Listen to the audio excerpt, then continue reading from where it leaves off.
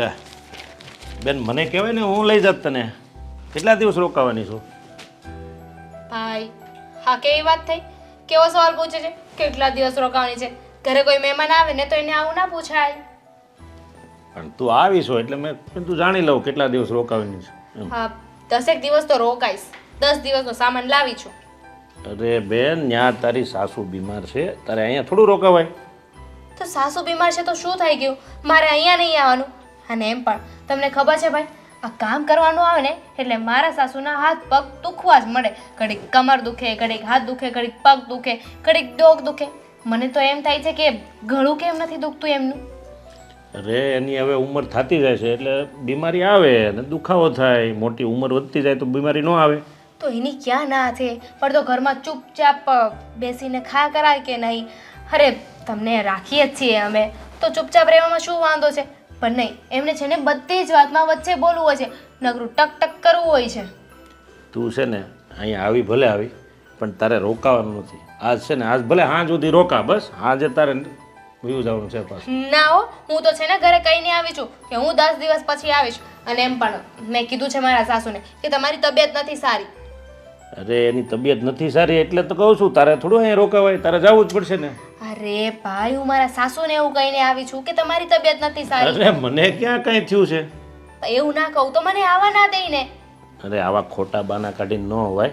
અને આમે અત્યારે તારી એને જરૂર છે એટલે તું હમણાં ત્યાં રહે. બીમાર છે ને એટલે. હવે એ તો 365 દિવસ બીમાર રહેવાના છે, તો શું મારે ઘરે નહીં આવવાનું? અને એમ પણ ઘરે તું એકલો હોય છે. આ લગ્ન તો તે કર્યા નહીં. કોને ખબર કે શું ભૂત હતું ને કે લગ્ન ના કર્યા. હવે આખો દિવસ અહીંયા તારે ખાવા રહેવા પીવાનું બધું જોવું પડે કે નહીં? કોણ ધ્યાન રાખે તારું? અરે તું મારી ચિંતા કરીમાં. અને આ દુનિયામાં કાંઈ હું એકલો એવો માણસ છું કે હું એકલો રહું છું? ઘણા બધા રહેતા હોય અને ભગવાન છે ને બધાયનું બધું કરી જ દે. એટલે એ ઉપાધિ તારે કરવાની જરૂર નથી. તો મને તારી ઉપાધિ નથી, હા મારી ઉપાધિ છે. અને એમ પણ હું છે ને ઘરે કંટાળી ગઈ હતી એટલે અહીંયા આવી ગઈ છું.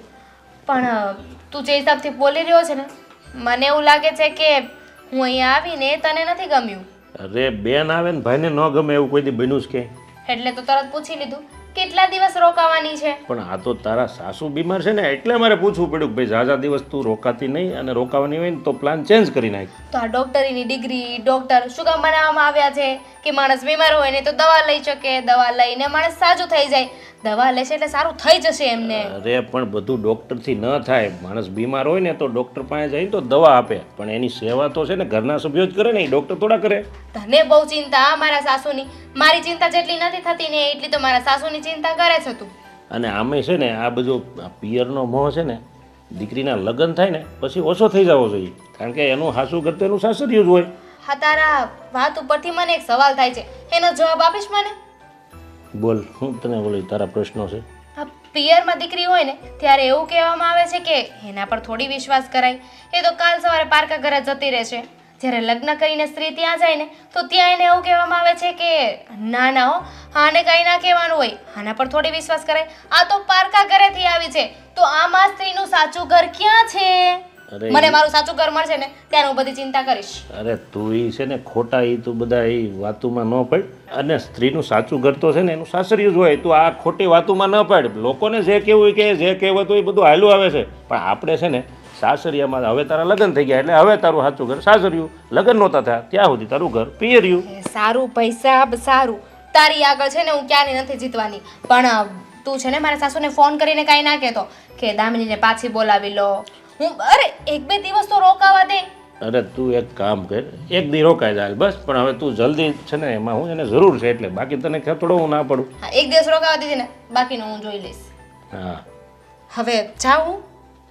જા, બીજું ચા બનાવ્યા એકલા હવે આવી છે તો જો ખબર જ હતી ન્યાય આખો દી કામ કરવાનું ને અહીંયા તમારું કામ કરવાનું. હું તો કંટાળી ગઈ છું.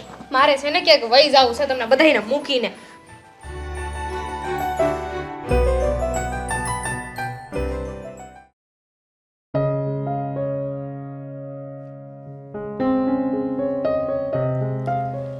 આ શું જ્યારે હોય ત્યારે ભગવદ્ ગીતા ભગવદ્ ગીતા ને ભગવદ્ ગીતા, બીજું કઈ સૂજે છે કે નહીં? તું આખો દિવસ ફોનમાં પડી હોય છે અને હું ભગવદ્ ગીતા વાંચું છું. સારું જ કામ કરું છું ને? પણ આખો દિવસ ભગવદ્ ગીતા વાંચવી એટલે? હા મને ગમે છે અને આમાં જીવન જીવવાનો સાર મળે છે તો વાંચું છું. જો આમ પણ આખો દિવસ મારે કંઈ કામ હોતું નથી. મારે જે શાકભાજીનું ટર્નઓવર છે તે મારા કન્ટેનર થઈ જાય છે અને હું આખો દિવસ ફ્રી હોઉં છું. તો ફ્રી ટાઈમમાં ભગવદ્ ગીતા લઈને બેસું છું. તો ભગવદ્ ગીતા લઈને બેસો એના કરતાં ફ્રી ટાઈમમાં મને ક્યાંક ફરવા લઈ જતા હોય તો? જો હું ભગવદ્ ગીતા લઈને એમ જ નથી બેસતો, હા ને, મને આમાંથી મારા બિઝનેસમાં જીવનમાં ઘણું બધું શીખવા મળે છે. તો આપણી પત્ની સાથે પણ ટાઈમ સ્પેન્ડ કરવાનું એ વસ્તુ પણ હોય ને. હા તો હું કરું જ છું ને, ક્યાં ના છે, નથી કરતો. ક્યારે કર્યો?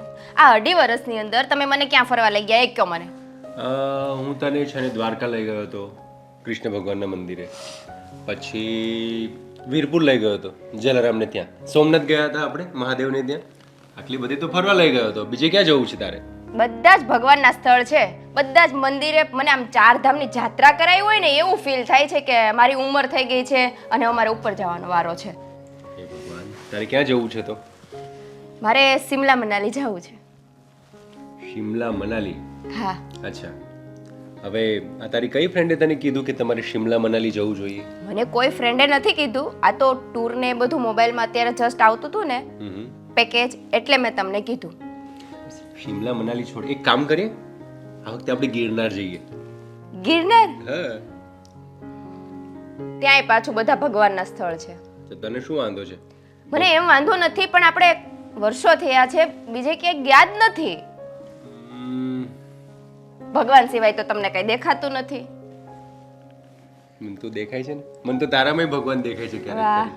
હું તો લક્ષ્મી છું ને. હા, મહાલક્ષ્મી છે તું. મારે સિમલા મનાલી જવું છે. એક કામ કર તો. જો હવે પૈસાનું બાનું નહીં કાઢતા, તમારો બિઝનેસ છે ને બરાબર સેટ છે, બરાબર છે.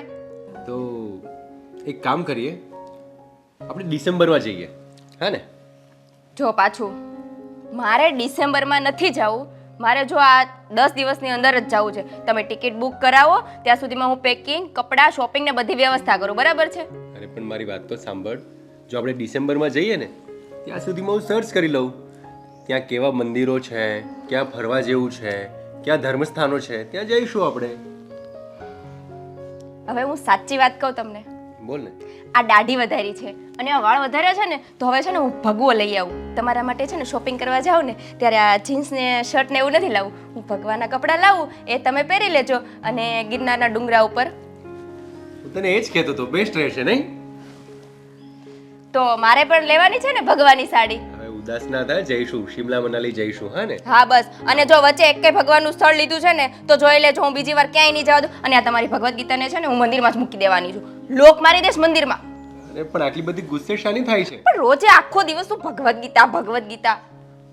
ઠીક છે, ચલો વાંધો નહીં, પણ ડિસેમ્બરમાં જઈશું, હમણાં નહીં જવાશે. પાછું ડિસેમ્બર? અરે પણ મારે કામ છે બાપા. શું કામ છે? તમારા બધા કામ ફોન ઉપર થાય છે, તો પછી હવે શું છે? તો મારે રહેવું પડે ને, અમુક વાર જવું પડે, અમુક જગ્યાએ જવું પડે, મારે મીટિંગ હોય. મને છે ને તમારા ઉપર જરાય ભરોસો નથી. એક કામ કરો, જો આ પેકેજ છે ને, આ ચાલો અત્યારે જ બુક કરો. આ પણ તું કરી દે ને. ના, થઈ ગયું. આમાં થોડું જવાય. તો ક્યાં જવાય? ના જવાય આમાં. મારે ત્યાં જ જવું છે, બાકી ત્યાં સુધી આ ભગવદ્ ગીતા નહીં મળે, બસ. ઠીક છે, ચલો. પાકું? ડન, કરી દીધું ફાઇનલ. મારામાં મેસેજ આવશે ને ત્યારે આ ભગવદ્ ગીતા મારી પાસે લેવા આવજો. આવી ગયો ગાંડી, જો આવી ગયો. ડન. ચાલ હવે સરસ મજાની ચા બનાવ જા. સારું. આ ભગવદ્ ગીતા તમે 5 વાર આખી વાંચી નાખી છે, તો આમાંથી તમને શું જાણવા મળ્યું છે? આમાં એવું લખ્યું છે કે જે માણસ ભગવદ્ ગીતા વાંચતા વાંચતા દેહ છોડે ને, તેને અંતકાળે પણ શ્રી કૃષ્ણ સાક્ષાત દર્શન આપે છે. એવું છે? હું તને એટલે જ કહું છું કે તું મોબાઈલ છોડ અને તું પણ ભગવદ્ ગીતા વાંચ. સારું, પણ મને ટાઈમ રહી તો વાંચું ને. ટાઈમ? આ ઘરના કામમાંથી ઊંચી આવું છું. પણ તું રોજના 2 કલાક મોબાઈલ વાપરે છે ને, જગ્યાએ ભગવદ્ ગીતા વાંચ, થઈ જશે. હા ને? જા ચા બનાવ જા. હા, આ ભગવદ્ ગીતા લઈ જાજો આવીને રસોડામાંથી.